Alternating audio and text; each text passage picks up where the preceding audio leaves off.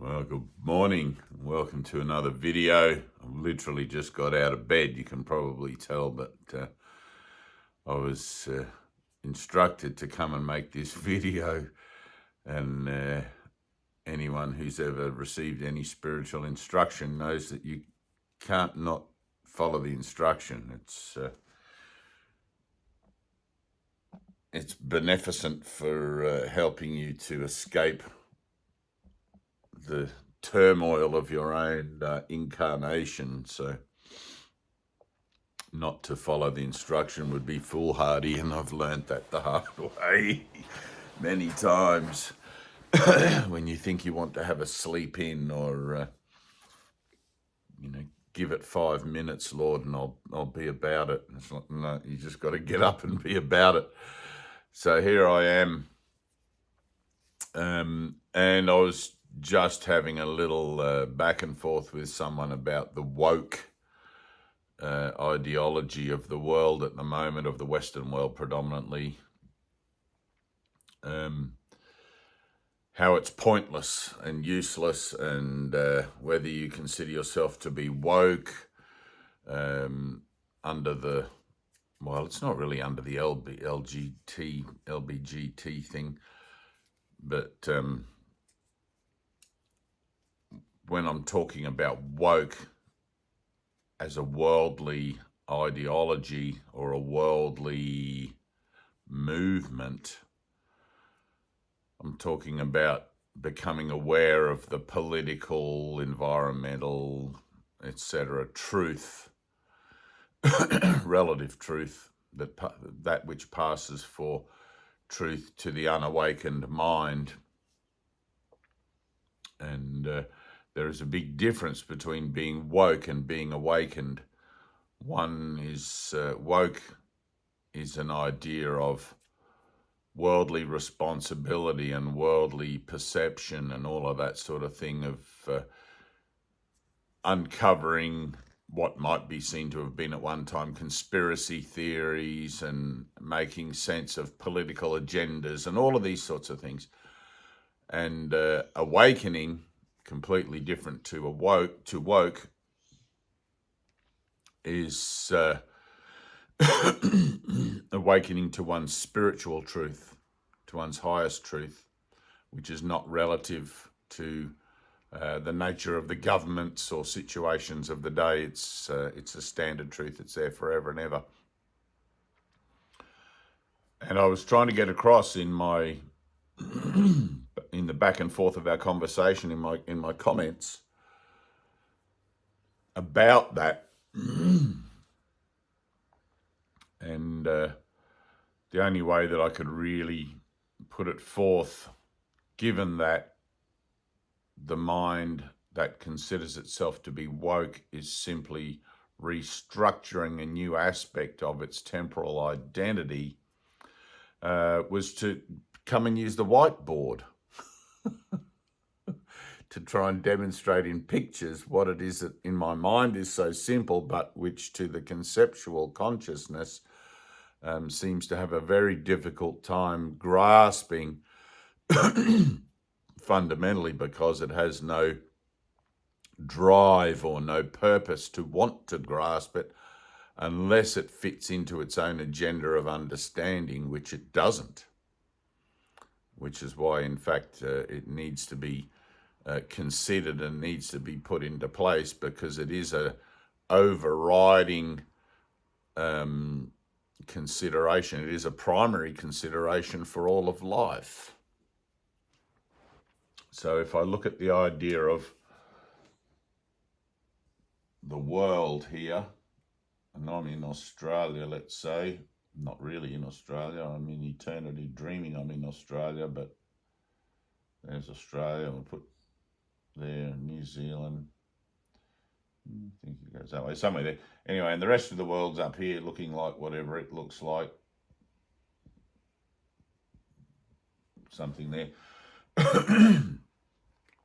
Within the world, the thought system of the world is dualistic. It's based on opposites.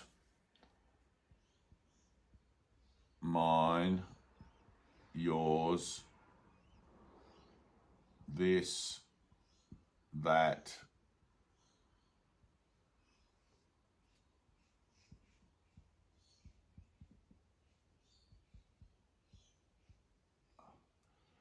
better,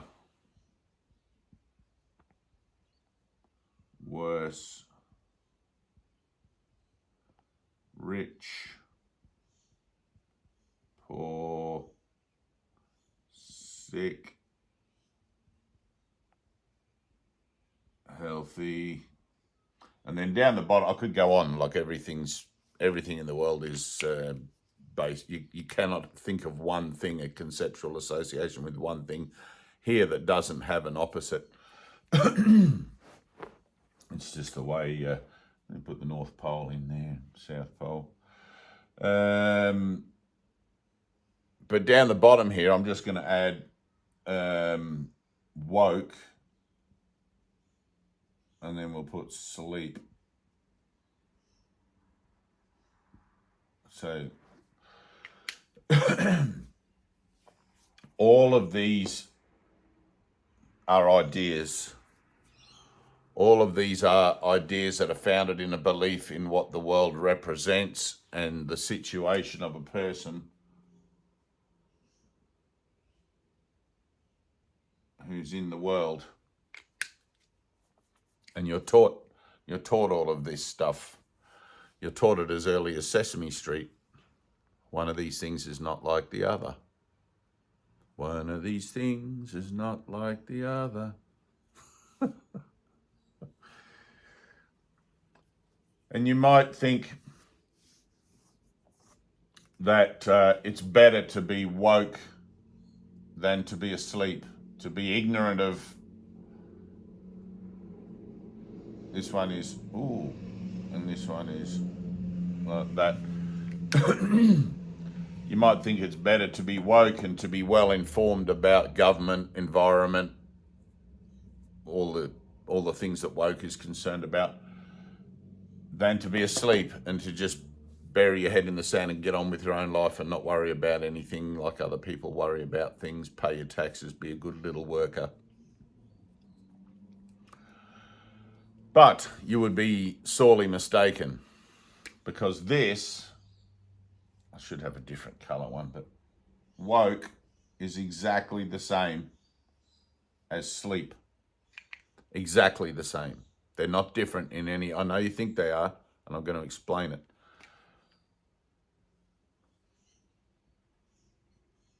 Yin yang. Just color that in a bit. You can't have one without the other. One perpetuates the other, one follows the other. This one exists because this one. You wouldn't have rich people if you didn't have poor people. You wouldn't have sick if you didn't have healthy. As beliefs, as ideas.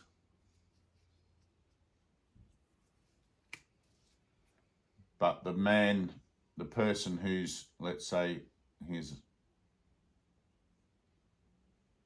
a little baby in a carriage there. The baby has no idea, no clue. It's busy in its carriage, looking at its hands, wondering, wow, what is this? Look at what I can do. I can wiggle fingers, and doesn't even know they're called fingers. Doesn't know anything. It's a very primary state of mind. It's an innocent state of mind that the baby has. It comes into the world through the genetic coupling of two people, obviously, and its DNA is imprinted with, in part, the DNA structures of these two people, which carry the cellular information of their life experiences and the decisions that they've made to come together. And so a baby grows up to be somewhat similar to its parents in appearance and also in mentality and in, not always, but in capacity to achieve and to grow and to learn and things like that. My daughter is much smarter than I am. but I would have expected that. But that's a different story. But this cannot be escaped. This is the same for all of these things. Yin and yang, duality, the split-minded thought system. But all of this, and here's the shocker, all of this is not true. None of this is real. It's not reality. And whilst we try to seek for reality in being woke, we try to seek for something dependable and reclaim our power, what we think is reclaiming our power by being woke versus being asleep, which seems to be the better option. We're actually staying in the limitation of our association with the world in its whole. The one thing that we don't ever do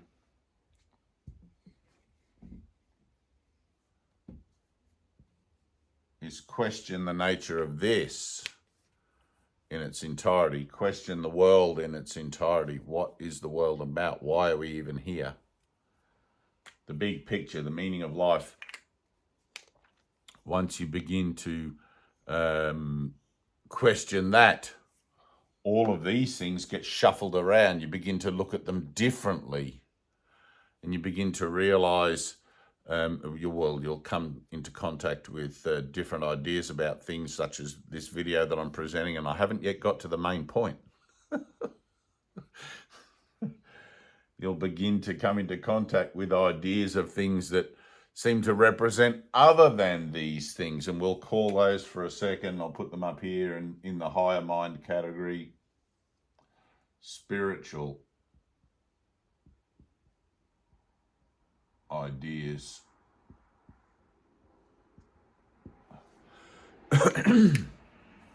This is higher consciousness, lower consciousness. The world is consciousness. Oops.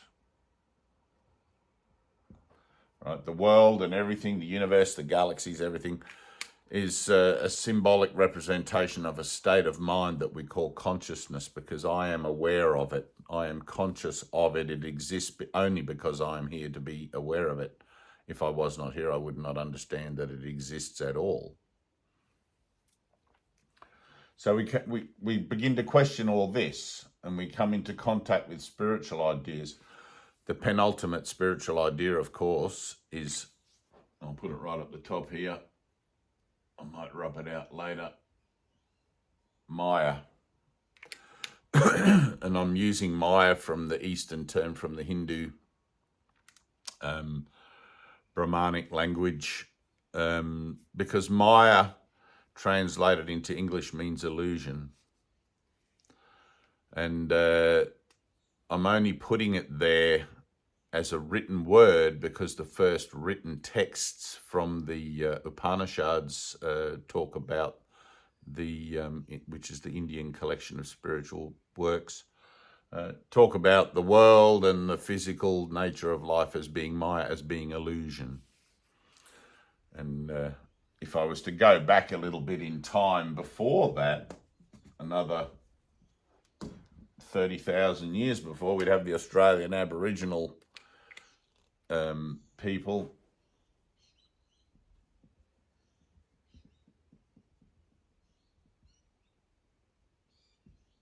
Dreamtime, who refer to the world and they're walking within it as dreamtime, and everything in the world as being part of their dreaming. If they're going fishing, it's their fishing dreaming. If they're going to drive a car, it's they're driving a car dreaming. They're a very, very beautiful race of people. However, I haven't yet got to the main point. For the mind that is still trying to work out its position in the world and its identity in the world,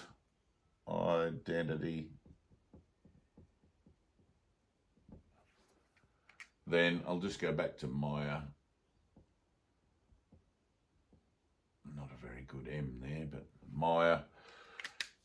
This seems nothing more than a fanciful idea, a weird sort of folklore-y kind of ethereal sort of concept.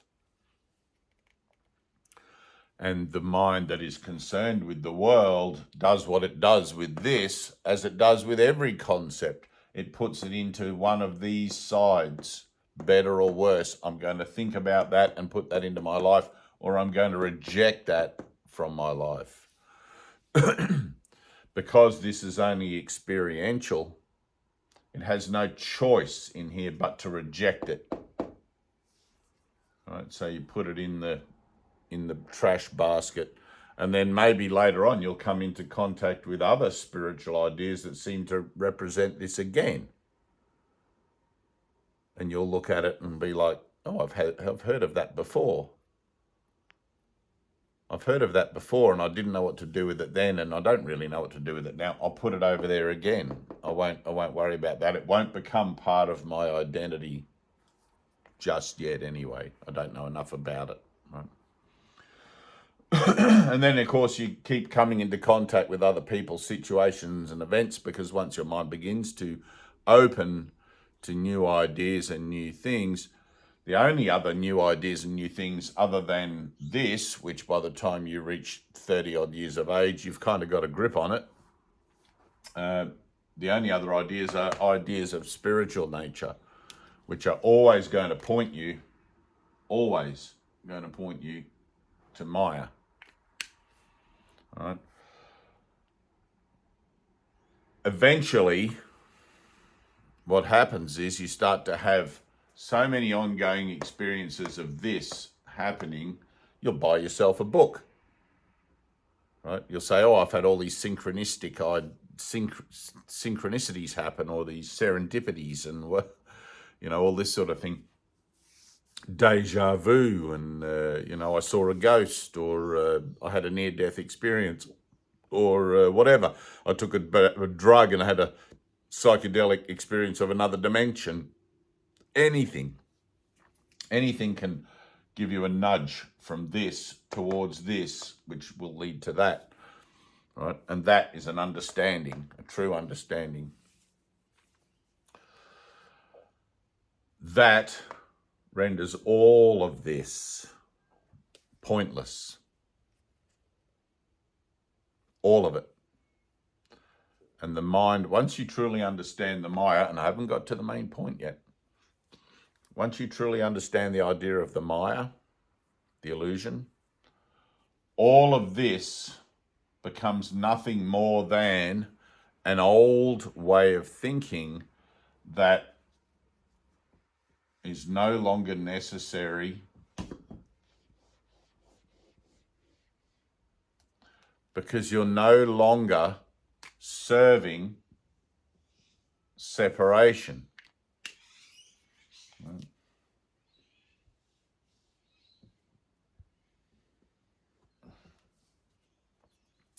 All of a sudden you're becoming a spiritual person, let's say, and that becomes your identity in the world. You're no longer concerned with the duality and the yin and the yang and all of that. I'm going to leave that there for a second, though.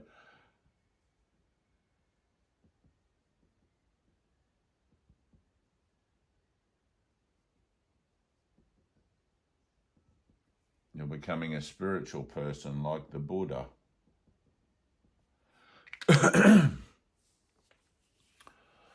You're still within the framework of the world, however, practicing your now new spiritual ideas, which have replaced all these ideas, or perhaps you're in the process of replacing them. There's probably still some. But you're realizing that none of those things apply to you if these ideas are true. If these ideas are true, if your spiritual ideas are true, which lead to everything in the world being illusion, not true, then the ideas that try to maintain in your own mind, the ideas that you try to use to maintain an idea of a perception of yourself in the world, even as being a spiritual person, a spiritual identity, cannot be useful to you.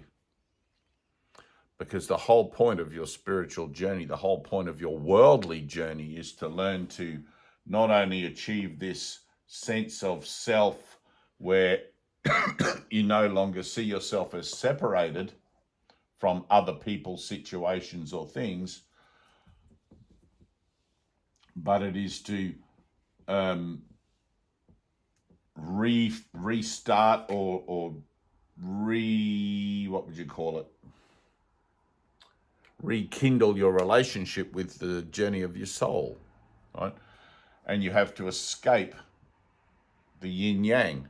Now, the yin yang isn't just the way that you see things dualistically here. It also applies to form. It also applies to birth and death. And around you go, one lifetime after another lifetime, and you can believe this or not, but you'll probably get more of an idea about it once you start to take on board more spiritual ideas up here. Right? And then you start to realize, because of the idea of reincarnation, which is also in the framework of the illusion of the Maya, all of this is the Maya, that learning to achieve the highest point of your spiritual ideas and your spiritual purpose, we'll call that spiritual purpose now,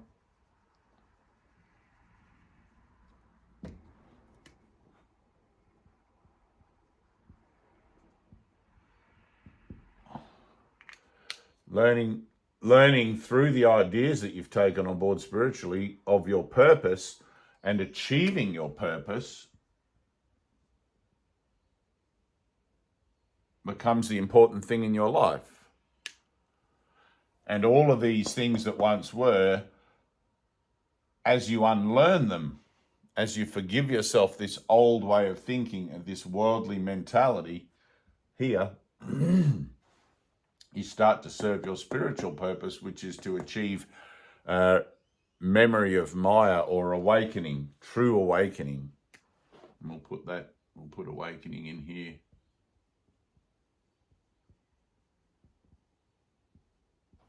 Which is nothing to do with being woke, which was down here. Right? This is awakening from this in its entirety to the understanding of this in its entirety. Right? They're both singular states of mind. This is a state of mind that represents separation from this.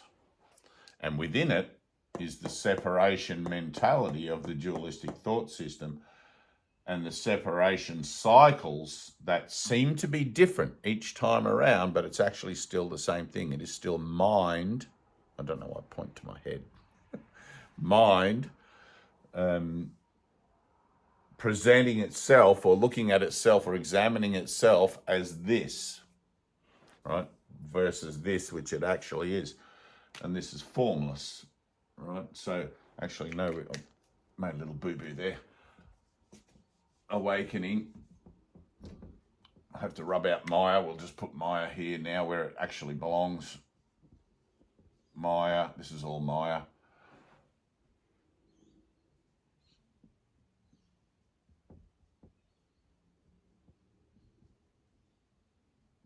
Spiritual truth, universal truth, whatever. God, if you want to call it God, it's up to you. Right? And the experience of, which is in your mind, because you're not separate from anything. Separation is illusion, remember? Separation is Maya. It's not actually true. You can dream and believe that it's true here. But the experience that you're looking for here is illumination, enlightenment, atonement, salvation. It's all the same thing, which is an experience of a direct channel to this, and the memory of what you are and where you are forever and always as divine truth, right? As the creative, co-creative power, if you like, of all that is. Now, that experience shows you, I'm just going to rub this out.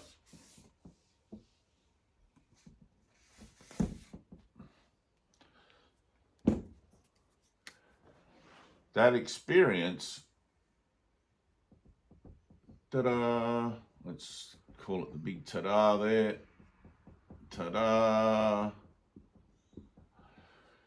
enlightenment, we'll call it enlightenment. It doesn't happen here in the world. It happens when your mind retracts from the world through meditation, prayer, everything you've been doing, or perhaps through random occurrence, retracts from the world. It automatically only has one place to go when it's retracted from the world, which is home, which is awake, right? Truly awake. This is the eternal realm up here, right? And I'll put it as above and below because biblically that's how it's often expressed. There's this veil of sleep, veil of illusion there. You can't see beyond it. Consciousness is contained, and put it all the way around. Consciousness is contained in this kind of illusory veil that you can't see through. You can't perceive your way out of it. You can't think your way out of it, outside of it. Time and space is an idea of limitation. It has a beginning and an end, an alpha and an omega.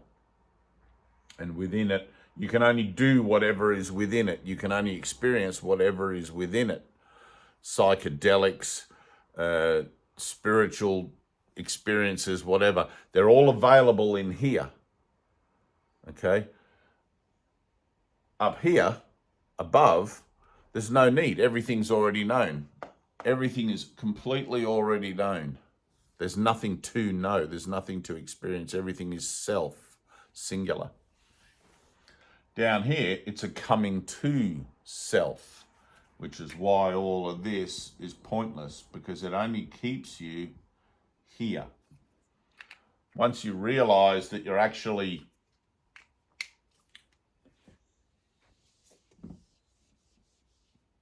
because that's what this will show you up here. This will show you that all of this is illusion, the Maya. All of this is not true. When you experience this, direct union with God, this ceases to be. This just vanishes. It all disappears. All the universe, it just, like that, in the blink of an eye, disappears, and you find yourself here. Now, because you still may have, as in my case also, some of this left, this duality, in your system, which is genetically imprinted, blah, blah, blah, you will stay here with the recognition that it's false, that it's Maya, but for the purpose of healing what's left of your own association there. Okay? And we'll call those life lessons.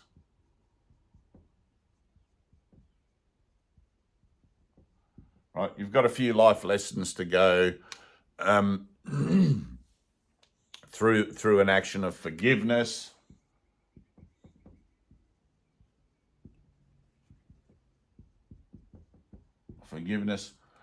To bring the mind here into a perfect state of peace. Okay, so when the mind here, as a spiritual aspirant, let's say, reaches a perfect state of inner peace and can master it, can maintain it, can hold it, can stay in the world but not of it, then this becomes a singular state of mind rather than the old dualistic state of mind where there's better and worse, mine and yours, etc. It becomes a singular state of mind. It's healed of these things, achieved this, and is now in the world but not of the world, and is simply about the business of, let's say, representing this on earth. Okay, that's it. At a certain point, this, the fundamental structure, the DNA structure, the cellular linear structure and cyclical structure of the association of the limited identity that once was dualistically orientated, which now is peace orientated, at the time this vessel gets laid aside, it no longer has this coding, right? This coding or this DNA cellular association about its own association to be able to come back and be born back into another incarnation. Okay? It ends up going back to source. Now it's not directly, you'll have other dimensions here in the journey of the soul. So we're in the third dimension here, let's say, and you might have the 7th, 9th, 10th, etc. And as you begin your journey, you've come all the way from eternity, let's say, into the dreaming. You've experienced the dreaming, realized the true nature of yourself, that which you are, and then you're going to quite happily go home to where you actually already are, right? And in the explanation of that, I'm going to wipe all of this out. It's getting rather scribbly.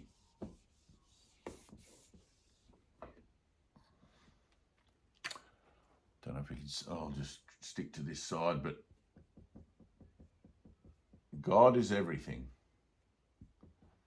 Universal mind is everything. Goes on forever and ever. Amen. You can't imagine it with your pointy brain. It's a singular state of now or is.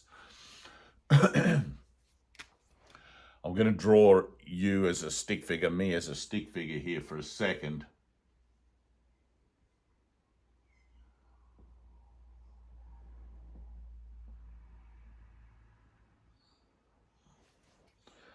So all of this, the world in consciousness, is nothing more than a dream in the mind of God.